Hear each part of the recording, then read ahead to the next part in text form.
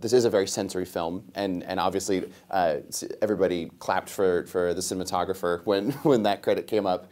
But beyond sort of the visual, there is a sort of sense of the sound as well, and knowing that this was the environment that you were capturing in this film.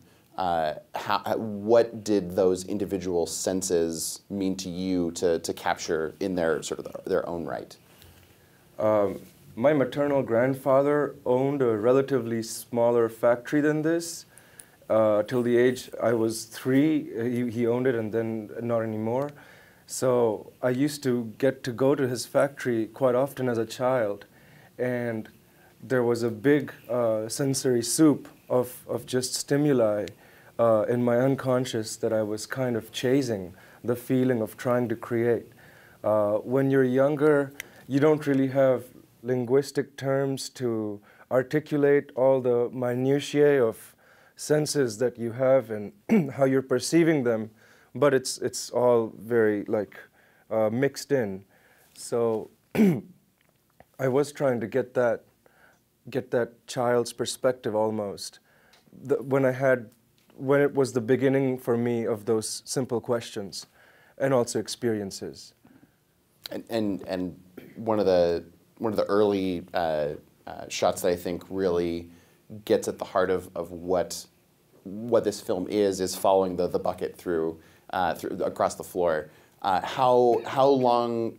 I mean, you mentioned that your family owned a smaller factory, but how much time did you spend in this particular location to get a sense of how you were going to use the sort of the geography of the factory to tell the story of what these people go through?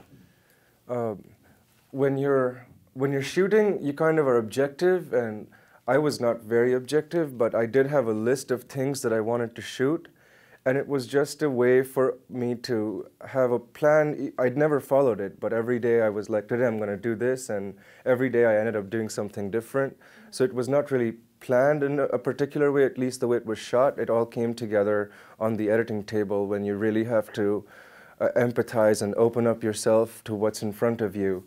For the first 2 months, I talked with Rodrigo that we will not use any cameras at all. We'll just walk around and look at things and just spend time and maybe take some stills. But after the first 2 months, we spent a total of 4 months over 2 years. I was going to school here, and during my summer break, I used to go there and shoot. And then the editing took a year after that. And so I imagine that spending so much time there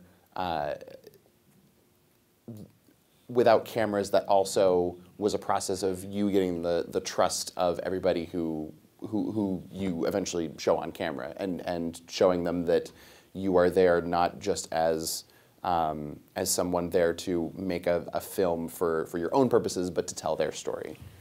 Yeah, the people there were kind of baffled and confused about, like, what are these two guys doing here? And I told them, we just have a lot of time on our hands, and we just want to see what you do, why you do it. But at some point of time, I started becoming vulnerable and honest to them about why I was really there.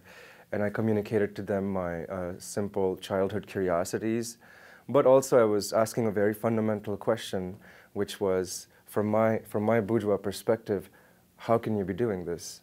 I just cannot imagine a possible world where I will do this no matter what. Like for the amount of money and the amount of agency that you get while you do it, this is just something that it seems impossible. And over time, they kind of realized that I was being sincere. And yeah, even though I had a really big camera with me, they were just like, okay, we're gonna let him do what he wants.